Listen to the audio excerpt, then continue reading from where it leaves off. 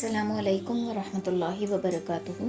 अऊज़ु बिल्लाहि मिनश्शैतानिर्रजीम। बिस्मिल्लाहिर्रहमानिर्रहीम। रब्बिश्रह ली सदरी वयस्सिर ली अमरी वहलुल उक़दतम मिन लिसानी यफ़क़हू क़ौली। रब्बि यस्सिर वला तुअस्सिर वतम्मिम बिल खैर वबिका नस्तईनु या फ़त्ताहू या फ़त्ताहू या फ़त्ताहू रब्बी ज़िदनी इल्मा रब्बी ज़िदनी इल्मा रब्बी ज़िदनी इल्मा। पिछली क्लास में हमने ये देखा कि नबी अलैहिस्सलाम को रोकने और मुसलमानों को रोकने के लिए और इस्लाम की जो ताकत दिन ब दिन बढ़ती जा रही थी उसको कमज़ोर करने के लिए जो काफिर थे, जो मक्का के मुशरिक थे, उन्होंने अलग अलग प्लानिंग्स की, लेकिन उनका हर प्लान फ्लॉप होता जा रहा था। आखिरकार उन्होंने सौदेबाजी तक की, लेकिन उसमें भी वो कामयाब नहीं हो सके। फिर नेक्स्ट वो गए अबू तालिब के पास धमकी देते हुए, जिनकी धमकी सुनकर अबू तालिब थोड़ा सा घबरा गए और नबी अलैहिस्सलाम से इसके बारे में डिस्कस भी किया। तो आप सल्लल्लाहु अलैहि वसल्लम को लगा कि अब मेरे चाचा जो है मेरा साथ नहीं देंगे, इसलिए उनकी आंखों में आंसू आ गए। जब भतीजे की आंखों में आंसू देखे तो तड़प उठे और कहा कि तुम्हें जो काम करना है तुम कर गुजरो, इंशाअल्लाह हमेशा मुझे अपने साथ पाओगे। तो फिर इसके बाद अब काफिरों ने ये देखा कि इतनी धमकियां देने के बावजूद, इतने सौदेबाजियां करने के बावजूद हमारा हर एक पैंतरा नाकाम हो रहा है, हमारा हर एक प्लान फ्लॉप हो रहा है। अब और कौन सा स्टेप लिया जाए कि हम इनको रोक सकें। तो कुरैश अब ये समझ चुके थे कि पिछली धमकी के बावजूद हम मोहम्मद सल्लल्लाहु अलैहि वसल्लम का कुछ भी नहीं बिगाड़ सके। तो अब एक हम काम करते हैं, एक और डील करते हैं। तो ये क्या करते हैं, अबू तालिब के पास जाते हैं और कहते हैं कि देखो तुम अपने भतीजे को नहीं छोड़ सकते, तुम अपने बेटे को नहीं छोड़ सकते, और इसके बदले में तुम अदावत लेने भी तैयार हो हमारे साथ। तो हम एक ऑप्शन लेकर आए हैं आपके पास कि आप ये करो कि ये वलीद इब्ने मुगैरा का लड़का उमारा है, ये मक्का में सबसे बेहतरीन लड़का है, खूबसूरत है, ताकतवर है, तो तुम इसको ले लो और इसके बदल हमें मोहम्मद दे दो। तुम इसे पालो पोसो बड़ा करो, अपने साथ रखो अपने बेटे की तरह, और इसके बदले में हमें मोहम्मद को दे दो और हम मोहम्मद का ख़ात्मा कर देंगे। तो अबू तालिब कहते हैं कि खुदा की कसम कितना बुरा सौदा है ये जो तुम लोग कह रहे हो, ये तो बहुत बुरा सौदा है। तुम मेरे बेटे को लोगे और उसे कत्ल कर दोगे और इसके बदले में मैं तुम्हारे बेटे को पाल पोस कर बड़ा करूं, ये तो हरगिज़ मुमकिन नहीं है। तो इस पर नौफल इब्ने अब्दी मनाफ का पोता मुतीम इब्ने अदी बोला, खुदा की कसम है अबू तालिब, तुमसे तुम्हारी कौम ने बहुत इंसाफ की बात कही है और जो सूरत तुम्हें नागवार है उससे बचने की कोशिश की है, लेकिन मैं देखता हूँ कि तुम कोई भी बात कबूल नहीं कर रहे, तुम तो इस पर भी राज़ी नहीं हो रहे। तो जवाब में अबू तालिब ने फिर से कहा कि बाखुदा तुम लोगों ने मुझसे इंसाफ की बात बिल्कुल भी नहीं की है, बल्कि तुम भी मेरे साथ तुम लोग छोड़कर मुखालिफों के साथ जाकर बैठे हो। लेकिन याद रखना, तुम सब भी मेरा साथ अगर छोड़ दोगे तब भी मैं अपने भतीजे का साथ नहीं छोड़ूंगा। तो ये एक दो टोक जवाब था जो काफिरों को मिल चुका था।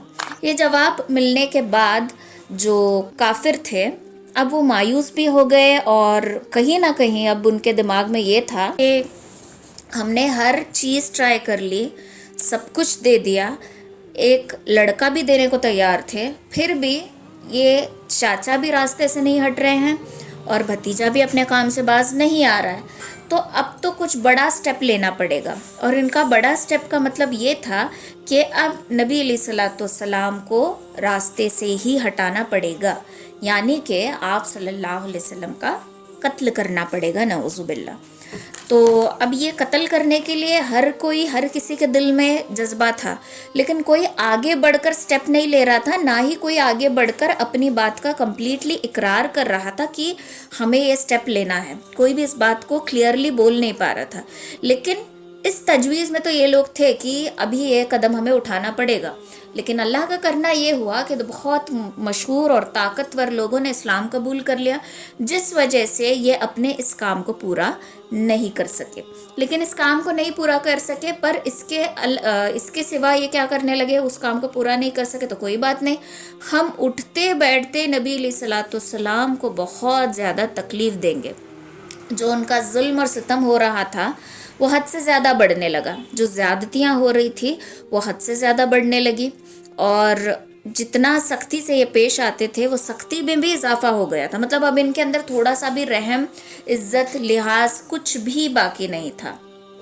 تو ایک دن کا واقعہ یہ ہے کہ ابو لہب کا بیٹا عتیبہ، یہ کبھی آپ صلی اللہ علیہ وسلم کا داماد ہوا کرتا تھا، تو یہ آپ صلی اللہ علیہ وسلم کے پاس آیا اور کہا کہ میں نہ تم پر ایمان لاتا ہوں نہ تمہارے اللہ پر ایمان لاتا ہوں، اور میں تمہاری ہر ایک قول کا انکار کرتا ہوں، گویا میں کفر کرتا ہوں۔ اس کے بعد اس نے آپ صلی اللہ علیہ وسلم پر اتنی تکلیف دہ باتیں کہی، باتیں کہتے کہتے اس نے آپ کا گریبان، آپ کا کالر پکڑ لیا، آپ کا کرتا پھاڑ دیا اور آپ کے چہرے پر تھوک دیا۔ اگرچہ وہ تھوک آپ کو لگی نہیں، مطلب تھوک آپ کے چہرے پر نہیں گئی، اس نے تھوکنے کی کوشش کی، لیکن اس بار نبی علیہ الصلوۃ والسلام کا دل اتنا زیادہ دکھا کہ آپ نے بد دعا کی۔ کیا بد دعا کی کہ اے اللہ تو اپنے کتوں میں سے ایک کتا اس پر مسلط کر دے۔ یہ بد دعا آپ صلی اللہ علیہ وسلم نے کی۔ پھر تھوڑا سا وقت گزرا، ایسے ہی وقت بیتتا گیا۔ ایک دن عتیبہ جو ہے قریش کے کچھ لوگوں کے ساتھ سفر میں گیا۔ جب وہ شام پر پہنچا، ملک شام کو پہنچا، تو مقام زرقہ میں اس نے پڑاؤ ڈالا، تو وہاں پر ایک شیر آ گیا۔ عتیبہ نے دیکھتے ہی کہا کہ ہائے میری تباہی، یہ میری کیسی تباہی ہے، یہ خدا کی قسم محمد نے مکہ میں بد دعا کی تھی اور یہ بد دعا شام میں قبول ہو گئی، یہ تو میری بہت خطرناک تباہی ہے۔ یہ دیکھ کر باقی سارے لوگوں نے احتیاطاً ایک گھیرا ڈال دیا۔ عتیبہ کے آس پاس جوانوں کا پہرا تھا تاکہ شیر آ کر ان پر حملہ نہ کرے، لیکن رات کو شیر نے ایسی چھلانگ لگائی کہ وہ سیدھا عتیبہ کے اوپر جمپ کرتا ہے اور ایسا پکڑتا ہے کہ سر باڈی سے الگ ہو جاتا ہے۔ تو یہ نبی علیہ الصلوۃ والسلام نے جو تکلیف سے ان کے دل سے آہ نکلی تھی کہ اے اللہ اپنے کتوں میں سے ایک کتا اس پر مسلط کر دے، تو اللہ تعالیٰ نے اس بد دعا کو، اس آہ کو سن لیا اور اللہ تعالیٰ نے اس کو پورا کر دیا، اور آپ نے بد دعا کی تھی مکہ میں، قبول ہوئی شام ملک میں، اور عتیبہ کا سر اس کے دھڑ سے الگ ہو گیا۔ اسی طریقہ ایک اور واقعہ ہے کہ ایک بار عقبہ ابن ابی معیط، اس نے رسول اللہ صلی اللہ علیہ وسلم کی گردن حالت سجدے میں زور سے روندی، اتنا معلوم ہوتا تھا کہ اب آپ کی آنکھیں نکل جائیں گی، اتنی تکلیف۔ تو ہر جگہ ہر کوئی جیسی مرضی ویسی تکلیف دینے لگا تھا، اور صحابہ کرام جو تھے ساتھ میں وہ کمزور تھے، سب ڈرتے تھے آگے بڑھ کر کچھ سٹیپ لینے سے، کچھ کہنے سے، تو دیکھتے پر کچھ کر نہیں پاتے تھے، تو یہ لوگ ڈائریکٹلی اب نبی علیہ الصلوۃ والسلام کو تکلیف دینے لگے۔ اسی طریقہ کا ایک اور واقعہ ہے، ابو جہل کے بارے میں آتا ہے۔ اس نے کہا کہ خدا کی قسم، میں جس دن محمد سجدے میں جائے گا ایک بھاری پتھر لے کر اس کے اوپر ڈال دوں گا اور اس کا سر کچل دوں گا۔ مجھے ڈر ہے کہ جب میں ایسا کروں تو جو ہاشم کے وغیرہ جو خاندان کے، عبد مناف کے خاندان کے جو لوگ ہیں وہ مجھے چھوڑیں گے نہیں، اور اس وقت تم لوگ بھی میرا ساتھ نہیں دو گے۔ تو اس پر تمام لوگوں نے کہا کہ نہیں نہیں، تم اس حالت میں کبھی بے یار اور مددگار خود کو نہیں پاؤ گے، ہم ہمیشہ تمہارے ساتھ ہیں، تم جو کرنا چاہتے ہو کر گزرو، ہم تمہیں اکیلا نہیں چھوڑیں گے۔ تو دوسرے دن صبح ہوئی، ابو جہل وہاں پر نبی علیہ الصلوۃ والسلام کا انتظار کر رہا تھا۔ معمول کے مطابق جیسے آپ صلی اللہ علیہ وسلم کعبے کے صحن میں آئے، آپ نے نماز پڑھی اور سجدے میں جانے لگے، تو ابو جہل نے بھاری وزن پتھر اٹھایا اور آپ کا سر کچلنے کے لیے آگے بڑھا۔ جیسے ہی آگے بڑھا تو ایک دم سے اسے محسوس ہوا کہ اس کے ہاتھ پتھر کو چپک گئے ہیں، اور ایسا خوف اس کے اوپر طاری ہوا کہ مشکل سے یہ پتھر کو اپنے ہاتھوں سے چھڑا سکتا تھا۔ پھر اس نے پتھر اٹھا کر پھینک دیا۔ لوگ دوڑ کر اس کے پاس آئے اور کہنے لگے اے ابو الحکم، یعنی کہ ابو جہل، اس کے بیٹے کا نام تھا حکم، تو ابو الحکم، حکم کے ابو، ٹھیک ہے، اے ابو جہل کیا ہو گیا، تمہارا چہرے کا تو رنگ ہی اڑ گیا۔ تو ابو جہل کہنے لگا کہ میں نے جو رات کو بات کہی تھی میں وہی کرنے کے لیے جا رہا تھا، لیکن جیسے ہی میں محمد کے قریب پہنچا تو ایک اونٹ آڑے آ گیا۔ با خدا میں نے کبھی ایسا اونٹ نہیں دیکھا، ویسی کھوپڑی، ویسی گردن، ویسے دانت، ایسا لگ رہا تھا کہ وہ اونٹ ابھی مجھے کھا جائے گا۔ اتنا بھیانک اونٹ میں نے کبھی نہیں دیکھا ہے۔ تو نبی علیہ الصلوۃ والسلام نے فرمایا مجھے بتایا گیا تھا کہ جبریل امین آئیں گے اور میری مدد کریں گے۔ تو یہ جو جبریل امین تھے یہ اونٹ کی شکل میں راستے میں آ جاتے ہیں، اور ابو جہل کو ایسا لگتا ہے کہ ایک اونٹ آ گیا جو اسے کھا جاتا تھا۔ تو اس طریقے سے آپ صلی اللہ علیہ وسلم کو یہ تکلیفیں دینے لگے، اور آپ صلی اللہ علیہ وسلم ہر تکلیف کا سامنا کرنے لگے۔ ایک اور دن کا واقعہ ہے کہ آپ ایسے ہی نماز پڑھ رہے تھے اور لوگ ان کو تکلیف دینے لگے، مارنے لگے۔ ابو بکر رضی اللہ تعالیٰ عنہ وہاں پر آئے اور لوگوں سے کہا کہ چھوڑ دو ان کو، کیا تم ایک شخص کے جان کے دشمن صرف اس لیے بن گئے ہو کیونکہ وہ کہتا ہے کہ میرا رب اللہ ہے؟ کیا اس وجہ سے تم اس کی جان لینا چاہتے ہو؟ تو ہر بار کبھی نبی علیہ الصلوۃ والسلام کو حضرت ابو بکر بچا رہے ہیں، کبھی کوئی بیچ میں آ رہا ہے، لیکن تکلیفوں کا سلسلہ تھما نہیں ہے۔ تکلیفوں کا سلسلہ جو ہے دن بدن بڑھتا چلا جا رہا تھا۔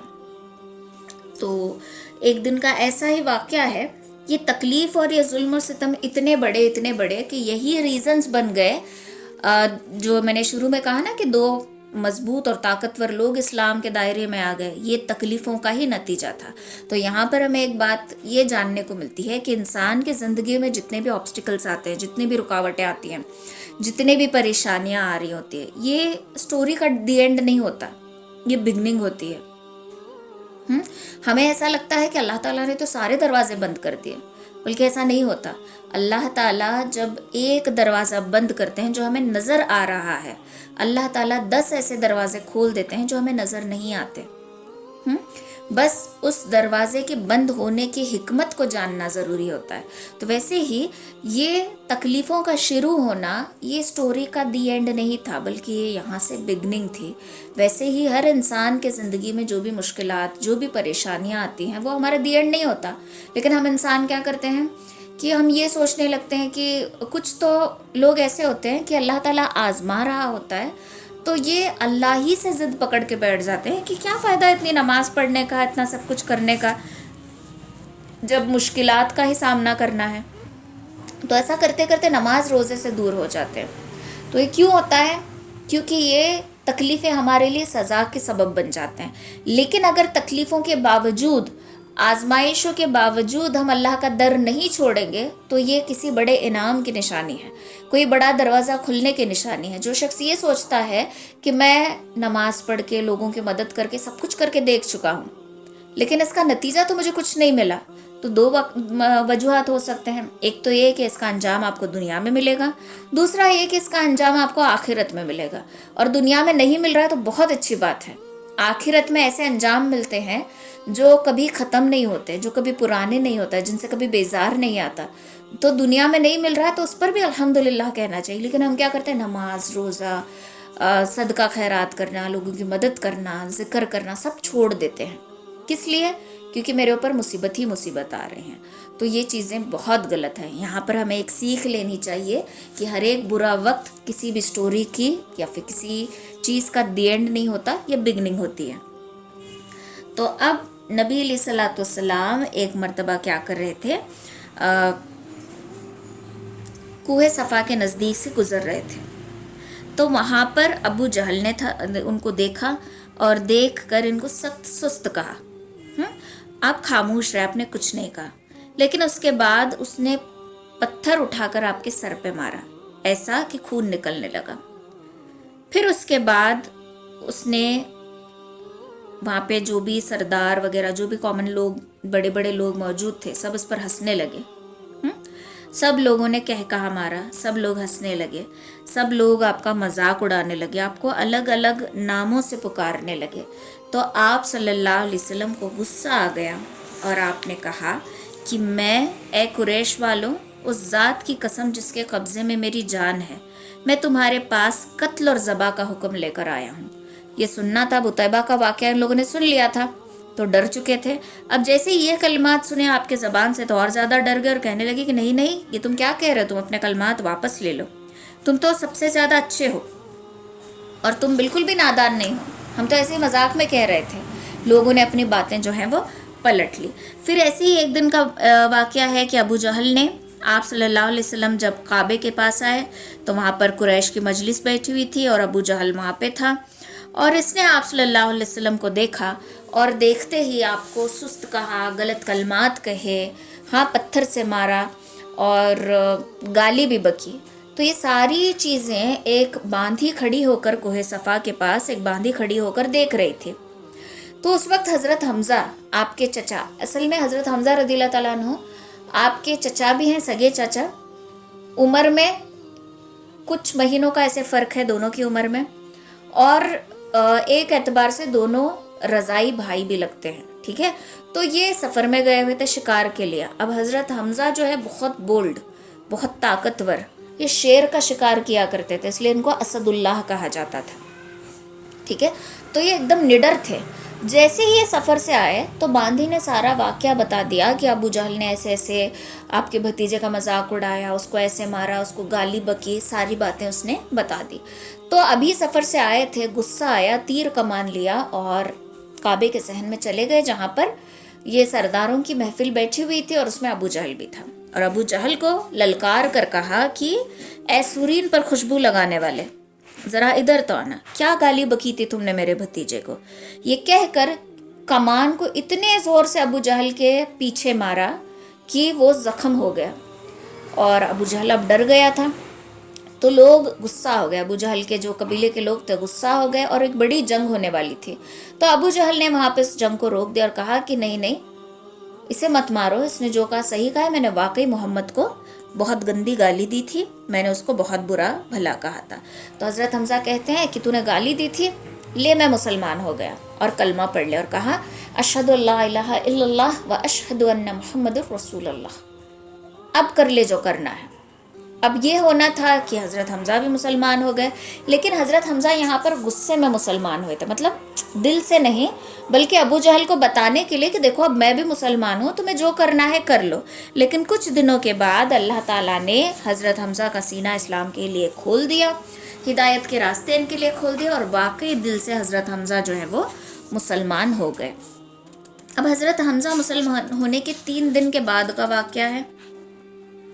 یہ جو ظلم ستم سب کچھ ہو رہا تھا، یہ کسی کی آنکھوں سے چھپا ہوا نہیں تھا، ہر کوئی اس میں جانتا تھا کہ مسلمانوں پر زیادتی کی جا رہی ہے، ظلم کیا جا رہا ہے، اور ہر کوئی اس ضد پہ تھا کہ اپنے باپ دادا کا دین یہ لوگ کیسے چھوڑ سکتے ہیں. تو اس میں سے ایک تھے حضرت عمر. حضرت عمر جو ہیں بہت ہی غصے والے، بہت ہی سخت اور ضد ڈھیٹ ایسی عادت تھی ان کے اندر، اور بہت ہی روبدار ان کا مزاج ایسا تھا. اور یہ بہت طاقتور تو تھے لیکن اسلام کے خلاف تھے. تو ایک مرتبہ کا واقعہ ہے، آپ صلی اللہ علیہ وسلم نے دعا کی تھی کہ اے اللہ، تیرے نزدیک عمر ابن خطاب اور ابو جہل ابن ہشام، ان دونوں شخص میں سے جو تیرے نزدیک زیادہ محبوب ہے، جس کے ذریعے تو چاہے اسلام کو قوت عطا کر دے. یہ آپ صلی اللہ علیہ وسلم نے دعا کی تھی. پھر اس کے بعد کیا ہوا کہ حضرت عمر کسی کام سے باہر تھے، تو ایک رات انہیں گھر کے باہر ہی رہنا پڑا. تو وہ کعبے کے صحن میں رکے تھے اور انہوں نے کعبے کا جو کپڑا تھا وہاں پر چھپے رہے. اس وقت محمد صلی اللہ علیہ وسلم کعبے کے صحن میں نماز پڑھ رہے تھے اور سورۃ الحاقہ کی تلاوت کر رہے تھے. تو عمر جو ہیں آپ صلی اللہ علیہ وسلم کی بات مطلب تلاوت کو سننے لگے. جیسے ہی قرآن کی تلاوت کو سن رہے تھے، ہلکا ہلکا آپ کے اوپر قرآن کا اثر ہونے لگا تھا. تو یہ کہتے ہیں کہ خدا کی قسم، جیسے سب کہتے ہیں تو یہ واقعی شاعر ہے، یہ تو شاعر ہی کہتا ہے. اتنا کہنا تھا کہ آپ نے اگلی آیت پڑھی کہ یہ تو ایک بزرگ رسول کا قول ہے، یہ کسی شاعر کا قول نہیں ہے، تم لوگ کم ہی ایمان لاتے ہو. یہ کہتے ہی، یہ آیت سنتے ہی عمر کہتے ہیں کہ ارے اس نے تو میرے دل کی بات سن لی، یہ واقعی کوئی کاہن ہے جو دل کی باتوں کو جان لیتا ہے. پھر اس کے بعد آپ صلی اللہ علیہ وسلم نے اگلی آیت پڑھی، یہ کسی کاہن کا قول بھی نہیں ہے، تم لوگ کم ہی نصیحت قبول کرتے ہو، یہ اللہ کے رسول اللہ رب العالمین کی طرف سے نازل کیا ہوا قول ہے۔ تو یہ آیتیں سنتے ہی حضرت عمر فرماتے ہیں کہ اس وقت یہ آیتیں سنتے ہی میرے دل میں اسلام کا بیج پڑ گیا تھا، لیکن میرے اندر جہالت اتنی زیادہ تھی کہ میں نے اس بیج کو پنپنے نہیں دیا، میں نے اس بیج کو پانی نہیں ڈالا۔ اگر میں پانی ڈال دیتا تو وہ بیج پودے میں تبدیل ہو جاتا، لیکن میرے اندر جو ضد تھی، جو اکڑ تھی، جو غصہ تھا، جو رعب تھا، وہ اس بیج کو پنپنے نہیں دے سکا۔ تو یہ وہاں سے چلے جاتے ہیں، تھوڑا سا اثر ہوا تو تھا۔ تو ایک دن کی بات ہے کہ عمر دیکھتے ہیں کہ لوگ دن بدن مسلمان ہوتے جا رہے ہیں، اپنے باپ دادا کے دین سے پھر رہے ہیں۔ اب ایک ایسا ہوتا ہے نا، وہ عقیدت ہوتی ہے اپنے اپنوں کے لیے، پرانے لوگوں کے، جیسے ہمارے بھی گھر میں خاص کر کے عورتوں میں عادت ہوتی ہے کہ نہیں ہمارے بڑے کرتے تھے اس لیے ہم کر رہے ہیں، ہمارے بڑے بڑھ کے کرتے تھے اس لیے کر رہے ہیں، ایک لائن مشہور ہوتی ہے نا۔ تو بڑی عقیدت سے کچھ ایسے کام کیے جاتے ہیں جو بڑے کرتے تھے یہ کہہ کر، ان کاموں کی کوئی حقیقت نہیں ہوتی، لیکن صرف ہمارے بزرگ کرتے تھے اس لیے۔ تو ویسے ہی حضرت عمر میں بھی عقیدت بہت تھی، اپنے دادا اجدہ باپ یہ سارے لوگوں کے دین کو چھوڑتے ہوئے، لوگوں کو اپنے باپ دادا کے دین کو چھوڑتے ہوئے، اپنے دین سے بغاوت کرتے ہوئے، اپنے لوگوں سے بغاوت کرتے ہوئے جو دیکھ رہے تھے، دیکھ کر ایک دن اپنے آپے سے باہر ہو گئے اور تلوار میان سے نکال کر سوار ہو گئے اور غصے سے نکلنے لگے۔ راستے میں نعیم ابن عبداللہ یہ ملے اور کہا کہ عمر کہاں کا ارادہ ہے؟ تو عمر کہتے ہیں کہ آج سوچ رہا ہوں کہ محمد کا کام تمام کر دوں۔ تو وہ کہتا ہے کہ تمہیں ڈر نہیں آتا؟ بنو ہاشم اور بنو زہرہ والے تمہیں چھوڑ دیں گے، تمہیں یہ لگتا ہے؟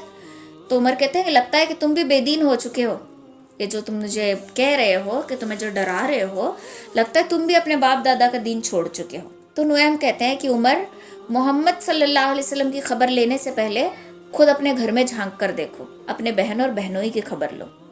یہ تانا بہت چبھا تھا حضرت عمر کو، انہیں غصہ آیا اور یہ اپنے بہن حضرت فاطمہ رضی اللہ تعالیٰ عنہ اور ان کے بہنوئی سعید ابن زید ان کے گھر کی طرف اپنی سواری موڑ دی، اور وہاں پر حضرت خباب رضی اللہ تعالیٰ عنہ موجود تھے اور وہ لوگ سورۃ الطٰہٰ کی تلاوت کر رہے تھے۔ تو دھیمی دھیمی آواز انہیں سورت تلاوت کرنے کی آ گئی۔ جیسے یہ گھر میں آئے تو ان کی آواز سن کر حضرت خباب اندر جا کے چھپ جاتے ہیں۔ اب یہ اندر آتے ہیں اور اپنے بہن اور بہنوئی سے پوچھتے ہیں یہ تم کیا پڑھ رہے تھے؟ مجھے باہر آواز آ رہی تھی۔ تو ان کی بہن کہتی کہ کچھ بھی تو نہیں، ہم تو آپس میں ایسے ہی باتیں کر رہے تھے۔ تو حضرت عمر ویسے ہی پہلے وہ تانا چبھا تھا ان کے کہ پہلے اپنے گھر کی خبر لے لو، بعد میں محمد کی خبر لینا۔ تو یہ بہت تانا لگا تھا ان کو۔ ایسے ہوتا ہے نا کہ اگر کوئی ہمیں کوئی نصیحت کرنے لگے اور آگے سے ہم بولیں کہ پہلے اپنے بیوی اور بیٹی کی خبر لے لو، بعد میں ہماری بیٹی کو بولنا، تو ایک دم لگتی ہے بات دل کو۔ تو ویسے ہی حضرت عمر پہلے ہی غصے میں تھے اور انہوں نے حضرت فاطمہ سے کہا کہ لگتا ہے تم بے دین ہو چکی ہو، اپنے باپ دادا کے دین کو چھوڑ چکی ہو، اور اتنا کہہ کر اپنے بہنوئی کو مارنے لگے۔ اتنا مارا کہ خون بہنے لگا۔ بہن بیچ میں آئی تو بہن کو بھی مارا کہ آپ کے ناک سے چہرے سے خون بہنے لگا۔ یہ دیکھ کر حضرت عمر جو ہے ان کو تھوڑا سا برا بھی لگا، اور ان کی بہن نے کہا کہ عمر اگر میں یہ کہتی ہوں کہ برائی کو چھوڑنا، اللہ کے نزدیک آنا، اللہ کو اپنا لینا اگر یہ دین ہے تو ہاں میں مسلمان ہو گئی، میں اللہ کے قریب آ گئی، میں نے اسلام کو قبول کر لیا اور میں مسلمان ہو گئی۔ تو یہ کہہ کر انہوں نے کلمہ پڑھ لیا۔ اب تھوڑا سا حضرت عمر کو شرمندگی ہوتی ہے کہ میں نے میری بہن کے اوپر ہاتھ اٹھایا، میں نے اسے نقصان پہنچایا۔ تو یہ اب اپنے بہن سے کہتے ہیں کہ اچھا تو تم پڑھ رہی تھی، وہ ذرا لا کر مجھے بھی دکھاؤ، میں بھی پڑھنا چاہتا ہوں۔ تو ان کی بہن کہتی ہے کہ تم ناپاک ہو، اس کلام کو اپنے ناپاک ہاتھوں سے مت چھونا، جاؤ پہلے غسل کر کے آؤ۔ تو حضرت عمر اٹھے، غسل کر لیا، پھر انہوں نے یہ کتاب لی اور وہ پیپر لیا اور پڑھے بسم اللہ الرحمن الرحیم، کہنے لگے یہ تو بڑا پاکیزہ نام ہے۔ اس کے بعد سورہ طٰہٰ سے کچھ آیتیں پڑھی اور کہنے لگی کہ یہ تو بڑا عمدہ اور بڑا محترم کلام ہے، مجھے محمد صلی اللہ علیہ وسلم کا پتہ بتاؤ۔ یہ سنتے ہی حضرت خباب اندر سے دوڑ کے باہر آئے اور کہنے لگے کہ عمر، یہ محمد صلی اللہ علیہ وسلم کی دعا ہے جو قبول ہو گئی۔ انہوں نے جمعرات کے دن دعا کی تھی تمہارے اور ابو جہل کے متعلق کہ تم دونوں میں سے جو کوئی اسلام کو قوت دینے والا ہے ان کو اسلام کے لیے چن لے، اور اللہ تعالیٰ نے دیکھو تمہیں چن لیا۔ یہ سن کر حضرت عمر نے اپنی تلوار جو ہے اپنے ساتھ لی اور کہا کہ مجھے محمد کہاں ہے وہاں پر لے چلو. تو یہ دار ارقم میں تھے، تو نبی علیہ الصلوۃ والسلام اور باقی سارے صحابہ وہاں پر موجود تھے. تو اب عمر جاتے ہیں وہاں پر جا کر دروازہ نوک کرتے ہیں. جیسے ہی دروازہ نوک کرتے ہیں تو تھوڑی سی اوپننگ ہوتی ہے نا دروازے میں، وہاں سے لوگ صحابہ کرام دیکھتے ہیں اور کہتے ہیں کہ یہ تو عمر آیا ہوا ہے، اور ان کے ہاتھ میں تلوار ہے. تلوار دیکھ کر اور زیادہ ڈر جاتے ہیں اور کہتے ہیں کہ عمر اپنے ساتھ ننگی تلوار لے کر آیا، مطلب میان سے تلوار باہر نکال کر آیا ہے. تو ان کو کیا لگتا ہے حضرت عمر یہاں پر قتل اور لڑائی کرنے کے لیے آئے ہیں. تو وہاں پر حضرت حمزہ بھی تھے. حمزہ کہتے ہیں کہ آنے دو، اگر خیر کی نیت سے آیا ہے تو خیر لے کر واپس جائے گا، اور اگر کسی غلط ارادے سے آیا ہے تو خدا کی قسم اس کی تلوار سے اسی کا سر میں قلم کر دوں گا. تو آپ صلی اللہ علیہ وسلم نے کہا کہ اسے آنے دو. تو یہ اندر آ گئے، آ کر آپ صلی اللہ علیہ وسلم کے پاس بیٹھے اور تلوار وغیرہ ان کے پاس تھی. سارے صحابہ کرام جو ہے ٹینشن میں ہے کہ کہیں عمر مطلب اتنا ان کا رعب اور دبدبہ تھا نا ان کی پرسنالٹی کا، کہ اب سب لوگ پریشان ہیں کہ پتہ نہیں کیا کرنے کے لیے آئے ہیں. تو یہاں پر حضرت عمر آتے ہیں اندر اور کہتے ہیں اشہد ان لا الہ الا اللہ و اشہد ان محمد رسول اللہ. میں گواہی دیتا ہوں کہ اللہ کے سوا کوئی عبادت کے لائق نہیں، اور میں گواہی دیتا ہوں کہ محمد صلی اللہ علیہ وسلم اللہ کے رسول ہیں. یہ سن کر جتنے بھی صحابہ کرام وہاں پر موجود تھے سب نے زور سے اللہ اکبر کا نعرہ لگا. یہ پہلا نعرہ تھا، جو نعرہ تکبیر آج کہتے ہیں نا، یہ پہلا اسلام کا نعرہ تھا جو اس حضرت عمر کے اسلام لانے کے بعد لگایا گیا تھا. تو اتنی زور سے صدا گونجی کہ مسجد حرم میں بیٹھے والوں کو بھی سنائی دیا. تو حضرت عمر اور حضرت حمزہ یہ دو طاقتور ہستیاں تھیں جو اسلام میں داخل ہو گئیں. حضرت عمر دیکھو بہت ہی غصے والے تھے، بہت ہی سخت تھے، لیکن ہمیشہ حق بات کیا کرتے تھے. ان کی دو کوالٹیز یہ تھی کہ ایک تو انہیں مطلب اسلام لانے کے پہلے انہیں یہ پسند نہیں آتا تھا کہ اپنے باپ دادا کے دین سے لوگ پھر رہے، لیکن انہیں مسلمانوں کی حیرت دیکھ کر بھی ان کا عقیدہ پسند بھی آتا تھا. مطلب اتنا مارا جا رہا ہے ان کو، اتنا ان کو تکلیف دی جا رہی ہے، اس کے باوجود یہ اپنے ایمان کو نہیں چھوڑ رہے. تو یہ جو عقیدت تھی یہ حضرت عمر کو بہت پسند آتی تھی. تو یہ دو کوالٹیز ان کے پاس تھی. تو اب حضرت عمر اسلام لے کر آئے، مسلمان بہت زیادہ خوش تھے.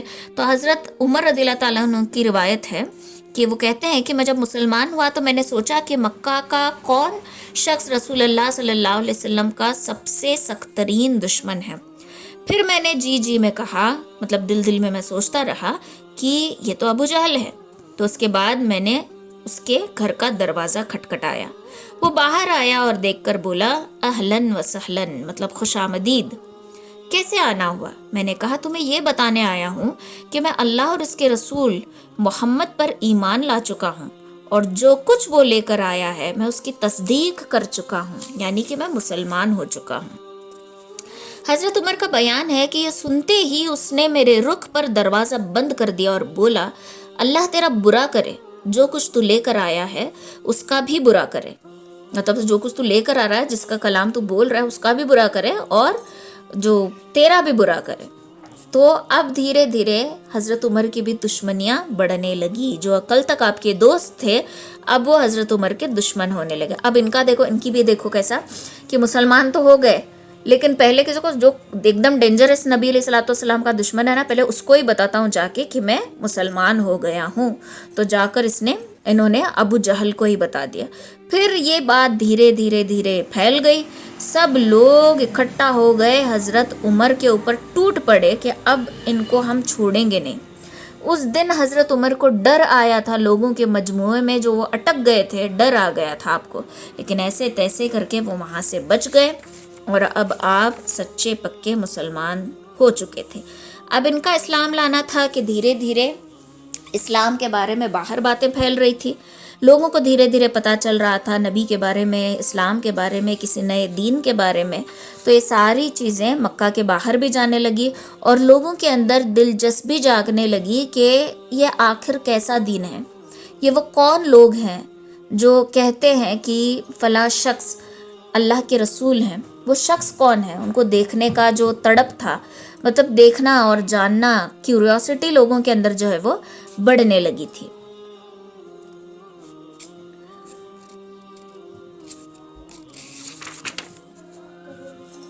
ٹھیک ہے، تو اس طریقے سے اب اسلام زور پکڑ چکا تھا اور دھیرے دھیرے اسلام کے بارے میں باہر بھی باتیں ہو رہی تھی. حضرت عمر کی ایک اور کوالٹی یہ تھی کہ حضرت عمر جو بھی بات سوچتے تھے اور جو بھی بات کہتے تھے، اللہ تعالیٰ اسے قرآن میں ضرور نازل فرماتا تھا. بہت ساری چیزیں ایسے ہیں جو حضرت عمر نے بھی سوچی ہیں یا آپ کو خیال آیا ہے اور اللہ تعالیٰ نے ان کو آیت کی شکل میں اتار دیا ہے. تو یہاں پر ایک چیز دیکھو کہ حضرت عمر کیسے تھے اسلام لانے سے پہلے، غصے والے. ہاں، انہوں نے مسلمانوں کو، ایسا نہیں ہے کہ سختیاں مسلمانوں نے ان کے وجہ سے نہیں جھیلی، انہوں نے مسلمانوں کو بھی تکلیف دی ہے بہت زیادہ، لیکن اللہ نے ان کو چن لیا. اور یہاں پر ایک میسج ہمیں یہ ملتا ہے کہ جب اللہ کسی کو چن لیتا ہے، بھلے ہی اس کا پاسٹ کیسا بھی کیوں نہ ہو، اگر اللہ نے اس کو چن لیا تو سمجھ لو بس چن لیا. پھر اللہ تعالیٰ اپنے چننے کی وجہ سے اسے ایسے مرتبے، ایسے مقامات عطا کرنے لگتا ہے کہ میں یا آپ، ہم میں سے کوئی بھی ان کو جج نہیں کر سکتے. تو یہ ایک جو انسان کے اندر کوالٹی ہوتی ہے نا، کسی کو اس کے پاسٹ کی وجہ سے جج کرنا. تو دیکھو، جو کل بہت بڑا گنہگار تھا وہ آج بہت نیکوکار بھی ہو سکتا ہے، جو کل بہت بڑا نیکوکار تھا وہ آج بڑا گنہگار بھی ہو سکتا ہے. تو انسان کو نہ کسی کے گناہوں کی وجہ سے اسے دھتکارنا ہے اور نہ ہی کسی انسان کو اپنی نیکیوں کی وجہ سے تکبر اپنے اندر آنے دینا ہے. ٹھیک ہے، جو انسان بہت زیادہ نیک ہوتا ہے، نیک ہونے کی وجہ سے اس کو غرور ہے کہ میں تو نیک ہوں، میں دیندار ہوں، میں نمازی ہوں، میں وظائف کرتی ہوں، میں قرآن پڑھتی ہوں، میں یہ کرتی ہوں. یہ جو غرور آ رہا ہے نا، یہ ہماری نیکیاں، ہماری عبادت کو بھی ہمارے گناہ میں تبدیل کرنے لگا. تو انسان کو، بہترین انسان وہ ہے جو اپنے نیکیوں پہ تکبر نہ کرے اور اپنے گناہ پر نادم ہو. اپنے گناہ کی ندامت اس کو رہے لیکن اپنے نیکیوں کا تکبر نہ کرے. دو ایسے شخص ہیں، جو اپنے گناہوں پر ندامت کر رہا ہے اور ایک ایسا ہے جو اپنے نیکیوں پر بڑا اسے ناز ہے، فخر ہے. تو اللہ کے نزدیک جو گناہوں پر ندامت کر رہا ہے وہ محبوب ہو جاتا ہے. تو اپنے نیکیوں پر کبھی یہ نہیں کرنا، غرور نہیں کرنا، گھمنڈ نہیں کرنا کہ میں ہی دیندار ہوں، میں ایسی ہوں، میں ویسی ہوں. نہیں، بالکل بھی نہیں، ورنہ اللہ تعالیٰ ایک سیکنڈ نہیں لگے گا اللہ تعالیٰ کو ریجیکٹ لسٹ میں ہمیں ڈالنے کے لیے. تو ان باتوں کا دھیان دینا بہت زیادہ ضروری ہے. اور حضرت عمر سے ہمیں پتہ چلتا ہے کہ جس کا پاسٹ جیسا بھی کیوں نہ ہو، اگر اللہ نے اس کو چن لیا تو اس کے راستے کھل گئے. ویسے ہی میرے آپ کے ساتھ یا ہمارے ساتھ بھی ہو سکتا ہے کہ ہمارا کل کیسا بھی کیوں نہ ہو، آج ہم دین سے جڑ رہے ہیں، آج ہم صحیح راستے پر چل رہے ہیں، تو اللہ سے دعا کریں گے کہ اللہ ہمیشہ ہمیں سیدھے ٹریک پہ رکھے، ہمیں کبھی گناہ میں مبتلا ہونے نہ دو. ہم انسان ہیں، آج یا کل کبھی بھی ہمارے ہاتھوں سے گناہ ہو جائیں گے، ہوتے ہی ہیں. تو گناہ ایک ایسی چیز ہے جو انسان کرتا ہے، پھر بھولتا ہے، پھر مبتلا ہوتا ہے. یہ نفس اور انسان کے بیچ کی لڑائی ہے، کبھی نفس ہمیں پلٹ دے گا، کبھی ہم نفس کو پلٹ دیں گے. تو ایک جنگ ہے جو کنٹینیوسلی چل رہی ہے اور چلتی ہی رہے گی. تو بہترین انسان وہ ہے جو گناہ کر کے توبہ کرے، وہ نہیں کہ گناہ کر کے بولے کہ اللہ تو معاف کرنے والا. یہ بھی غلط ہے. کچھ لوگ ایسے ہوتے ہیں گناہ پہ گناہ کرتے ہیں اور اللہ کی توبہ کو گرانٹیڈ لے لیتے ہیں کہ اللہ تو معاف کرنے والا ہے، اللہ میرے گناہ کو معاف کر دے گا، اور ڈر نہیں ہوتا کہ اللہ ناراض ہو جائے گا. یہ چیز بھی غلط ہے. تو اب اسلام کے اندر حضرت حمزہ بھی آ گئے، حضرت عمر بھی آ گئے، تو اسلام کو قوت مل گئی. اور اب لوگوں میں یہ تہلکہ مچ گیا کہ انہیں تو دو طاقتور شخص مل گئے. ہم پہلے ہی محمد کا سامنا ابو طالب کی وجہ سے نہیں کر پا رہے تھے، اب ان دو کی وجہ سے ہم کیسے کریں. تو اب دھیرے دھیرے لوگ تھوڑا تھوڑا ڈر کے پیچھے ہٹے. لیکن کیا اینڈ تک پیچھے ہٹے یا بیچ میں پھر کچھ انہوں نے سرکشی کی، یہ انشاءاللہ ہم نیکسٹ کلاس میں دیکھیں گے. ٹھیک ہے، چلو، سبحان اللہ و بحمدہ.